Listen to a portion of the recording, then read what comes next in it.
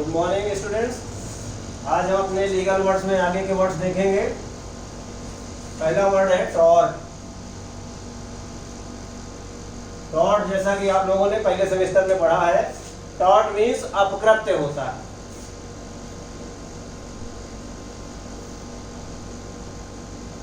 अपकृत्य अपकृत्य या टॉर्ट को अंग्रेजी में आप एक्सप्लेन कर सकते हैं इन्फ्रिंजमेंट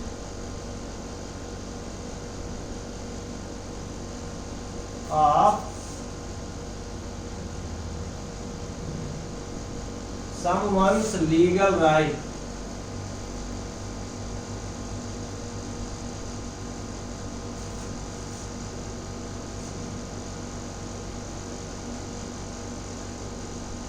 किसी के विधिक अधिकारों का उल्लंघन, किसी के विधिक अधिकारों का हनन। इन्फ्रिंजमेंट या वायलेशन। इन्फ्रिंजमेंट मीन्स होता है वायलेट करना, किसी का उल्लंघन करना, किसी के अधिकारों पर चोट करना, इसको टॉर्ट कहते हैं। अब टॉर्ट का आप सेंटेंस बना सकते हैं, tort is a civil wrong for which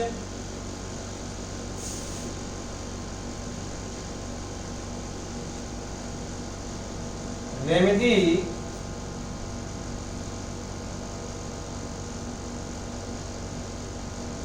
is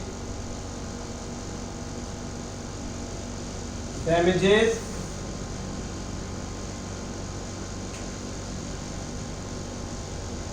awarded by court।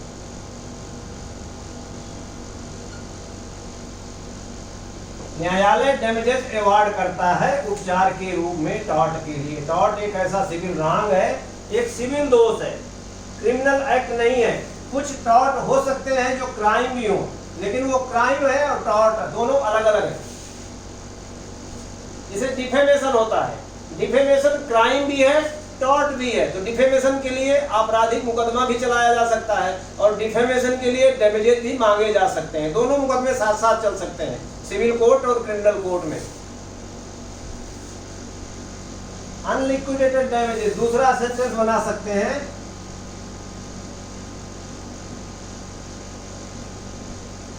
Unliquidated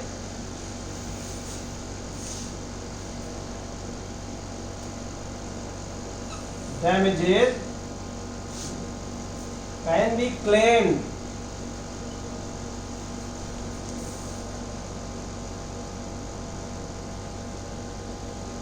claimed as a remedy for tort।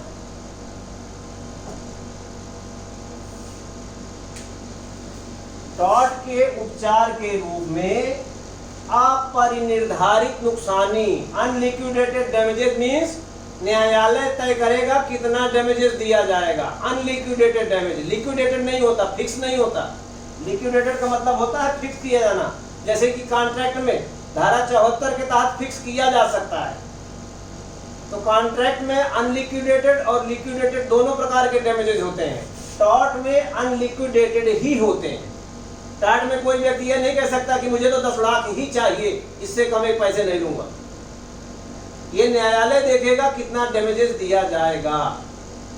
समय और परिस्थितियों के अनुसार टॉर्ट की नेचर या प्रकृति को देखते हुए या जिसके अधिकार का उल्लंघन हुआ है उसकी परिस्थितियों को देखते हुए न्यायालय तय करेगा कितना डैमेजेस दिया जाना उचित होगा। अगला वर्ड है ट्रेडमार्क।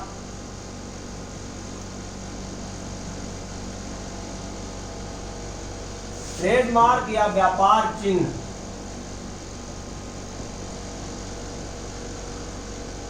व्यापार चिन्ह हर प्रोडक्ट का, हर फैक्ट्री या कंपनी का जो माल बनाता है, जो व्यापार करता है, जो किसी प्रकार के व्यापार में है, कोई न कोई एक व्यापार चिन्ह होता है। व्यापार चिन्ह या ट्रेडमार्क रजिस्टर्ड कराया जा सकता है और ये एक इंटेलेक्चुअल प्रॉपर्टी है। एक तरह से ये इनकॉर्पोरियल प्रॉपर्टी है, ऐसी संपत्ति है जो दिखती नहीं है।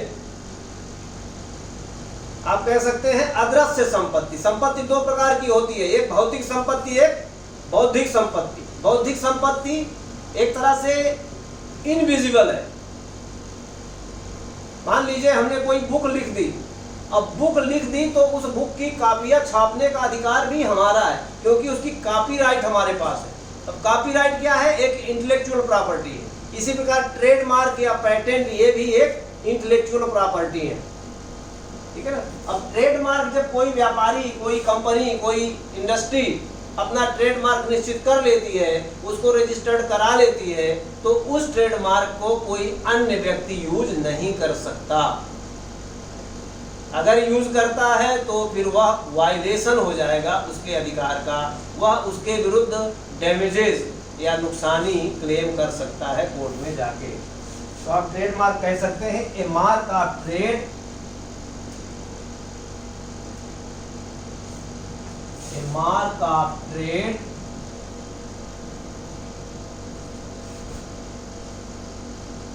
ड्यूली रजिस्टर्ड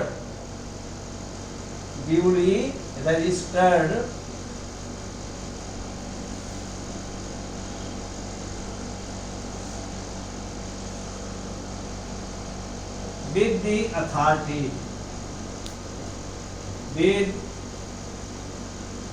authority, अथॉरिटीज का मतलब जो भी विभाग है, संबंधित विभाग, उससे संबंधित, वहां पर ट्रेडमार्क रजिस्टर्ड हो जाता है। आप इसको यूज कर सकते हैं सेंटेंस में, trademark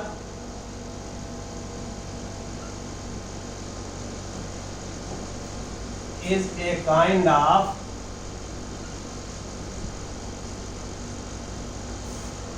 intellectual property.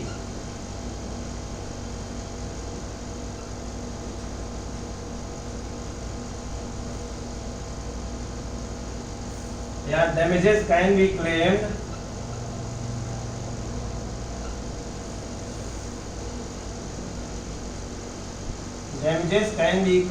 for violation of trademark,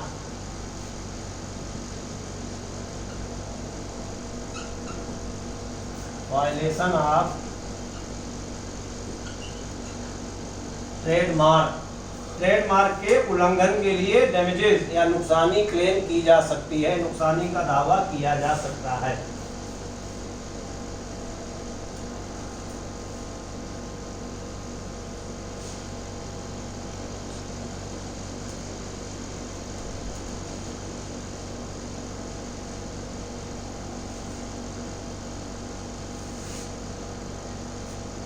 अगला शब्द है ट्रेजन।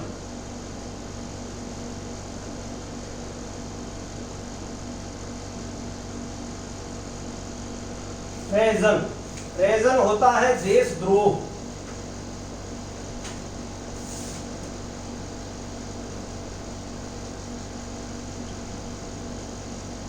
देशद्रोह जो देश के खिलाफ जासूसी वगैरह करते हैं, देश का सीक्रेट भेजते हैं दूसरे देशों को, जो देश से गद्दारी करते हैं, किसी प्रकार से अपने देश के साथ, अपनी देश की सरकार के साथ, देश की व्यवस्था के साथ किसी प्रकार की दगा करते हैं, वो सब कहेंगे एक्ट ऑफ हाई ट्रेजन, देशद्रोह।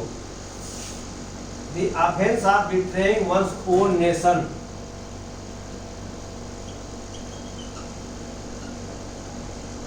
The offence of betraying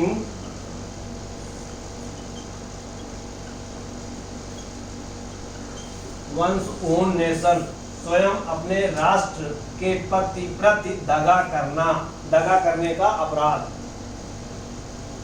selling military secrets to any nation is enemy nation is an act of treason। Selling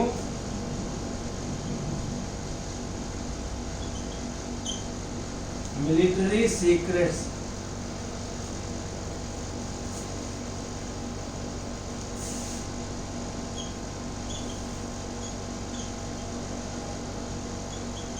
to enemy nation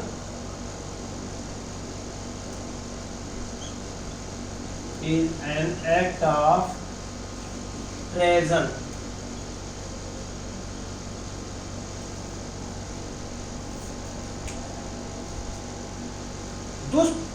दुश्मन राष्ट्र, जिस राष्ट्र से हमारे संबंध अच्छे नहीं है उसको हम दुश्मन राष्ट्र कह सकते हैं, जिनसे हम युद्धरत हैं या जिनसे हमेशा हमारी तनातनी रहती है, ऐसे दुश्मन राष्ट्र को देश के मिलिट्री सीक्रेट्स बेचना, उनको पहुंचाना, मुहैया कराना is an act of treason. यह एक देशद्रोह का मामला है, देशद्रोह का कार्य है।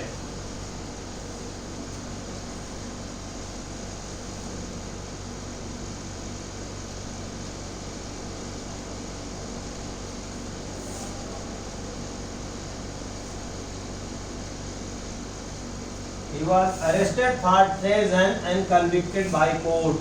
दूसरा सेंटेंस बना सकते हैं, He was arrested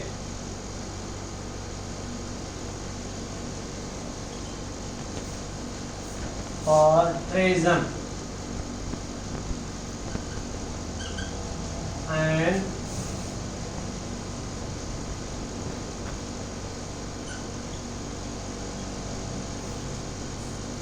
convicted by court, और न्यायालय द्वारा उसको दोष सिद्ध किया गया। देशद्रोह के आरोप में उसको गिरफ्तार किया गया और न्यायालय द्वारा उसे दोष सिद्ध किया गया।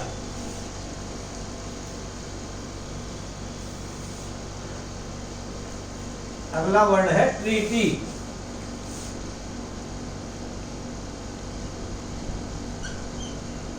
ट्रीटी मीन्स जब दो देश या दो से अधिक देश किसी एक मुद्दे विशेष पर कोई समझौता करते हैं तो उसको ट्रीटी कहा जाता है। एग्रीमेंट नहीं होता, वो एग्रीमेंट व्यक्तियों के बीच में होता है, कॉन्ट्रैक्ट के उसमें होता है। लेकिन जब एक देश दूसरे देश के साथ या कई देश आपस में किसी बात पर सहमत होते हैं, उस पर हस्ताक्षर करते हैं, कुछ शर्तों पर, कुछ बातों पर सहमत होते हैं, तो उसको ट्रीटी कहा जाता है। कुछ मामलों में कन्वेंशन भी कहा जाता है, जैसे जेनेवा कन्वेंशन, वियना कन्वेंशन, वो भी एक तरह की ट्रीटी होती है। Treaty means a treaty is a written agreement between countries.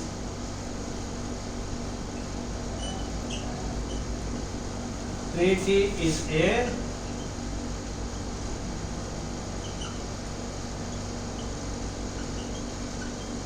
Written agreement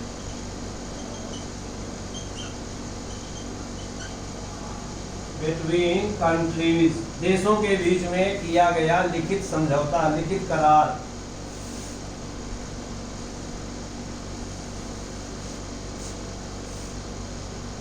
अब आजकल इमिशन या जो ये कार्बन उत्सर्जन होता है, इसको लेकर बहुत सारी मांग होती रहती है, बहुत सारे आंदोलन होते रहते हैं, देशों की बैठकें भी होती रहती हैं। तो आप कह सकते हैं एक global treaty, a global treaty on cutting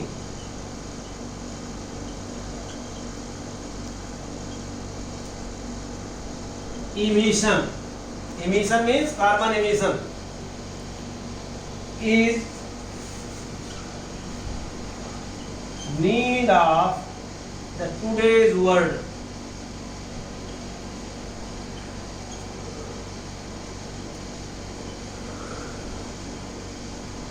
today's world, आज की दुनिया की जरूरत है, आवश्यक है। क्या जरूरत है?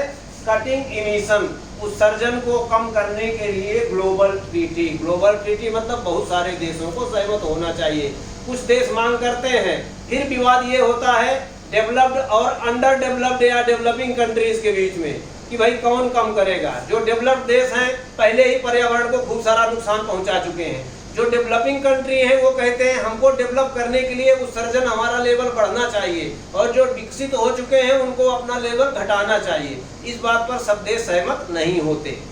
विकसित देश कहते हैं कि हमें भी उतना ही उत्सर्जन करने का मौका मिलना चाहिए जितना विकासशील देश कर रहे हैं, और विकासशील देश कहते हैं कि तुम पहले विकास कर चुके हो, इसलिए तुम्हें अपना उत्सर्जन ज्यादा कम करना चाहिए बजाय हमारे। दूसरा आप यूज कर सकते हैं ट्रीटी ऑफ वर्सलीज।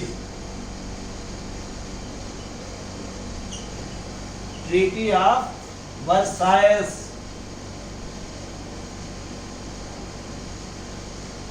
वर्साइल कहते हैं, वर्सलीज भी कहीं लिखा मिलेगा हिंदी में, Versailles, Versailles. Treaty of Versailles was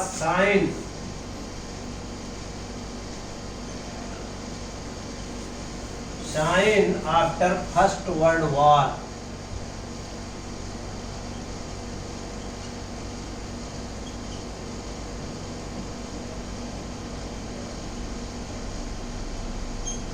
first world war and a League of Nations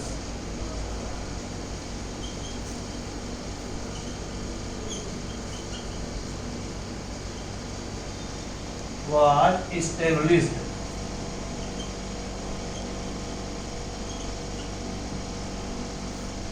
आप लोगों को शायद पता होगा, इतिहास में पढ़ा होगा, नहीं पढ़ा होगा तो जान लीजिए। प्रथम विश्व युद्ध के बाद एक ये ट्रीटी हुई थी, ट्रीटी ऑफ वर्साइल। और ट्रीटी ऑफ वर्साइल में जो मित्र देश थे, इंग्लैंड, फ्रांस वगैरह, बाकी सारे देश जो जर्मनी के खिलाफ लड़े थे, जर्मनी को दोषी मानते हुए बहुत सारे प्रतिबंध जर्मनी के ऊपर लगा दिए थे, जो कि जर्मनी के लोगों को और जर्मनी की सेना को बड़ा अपमानजनक लगा था। और यही वो जो प्रतिबंध लगे थे जर्मनी की, बहुत सारी टेरिटरी कम कर दी गई थी, उन पर प्रतिबंध लगा गए थे कि आप अपनी सेना इससे ज़्यादा नहीं बढ़ाएंगे, इससे ज़्यादा आप अपनी सेना या सैनिक शक्ति नहीं बढ़ाएंगे। ये सारा जो अपमान का घूंट जर्मनी को पीना पड़ा था, इस ट्रीटी के चलते वही द्वितीय विश्व युद्ध का और हिटलर के आगे बढ़ने का, तानाशाह बन के उभरने का और द्वितीय विश्व युद्ध करके सारे देशों को उनकी टेरिटरी अपने कब्जे में करना, सैन्य शक्ति बढ़ाना, इस सब का कारण इस ट्रीटी को माना जाता है। इस ट्रीटी के कारण जर्मनी को बहुत सारा अपमान सहना पड़ा था। और इस ट्रीटी के बाद ही एक लीग ऑफ नेशन बना था। लीग ऑफ नेशन ही बाद में द्वितीय विश्व युद्ध के बाद फिर यूनाइटेड नेशंस के रूप में परिणति होती है।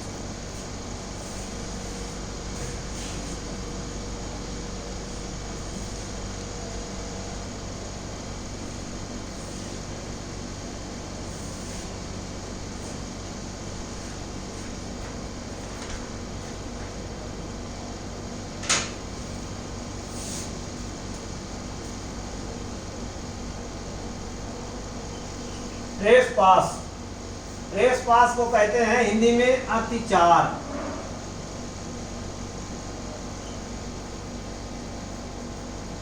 किसी के घर पर, किसी की जमीन पर बिना उसकी परमिशन के घुसना, अतिक्रमण करना, इसको ट्रेसपास कहा जाता है।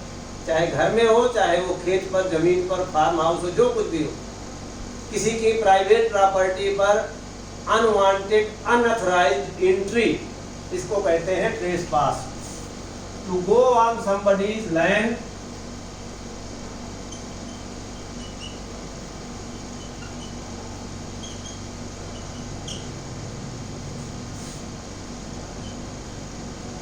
somebody's land or property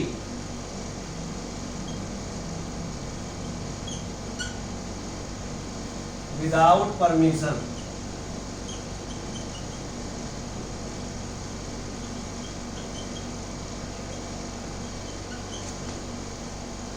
किसी की संपत्ति पर या किसी की भूमि पर बिना परमिशन के घुसना या जाना अत्याचार या ट्रेसपास कहलाता है।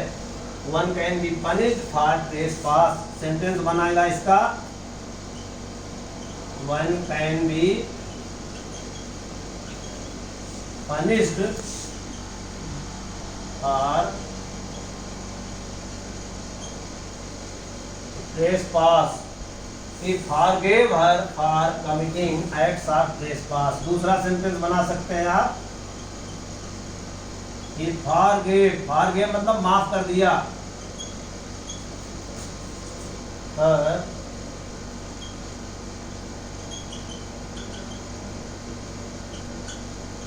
ट्रेसपास करने के लिए उसने उसको माफ कर दिया।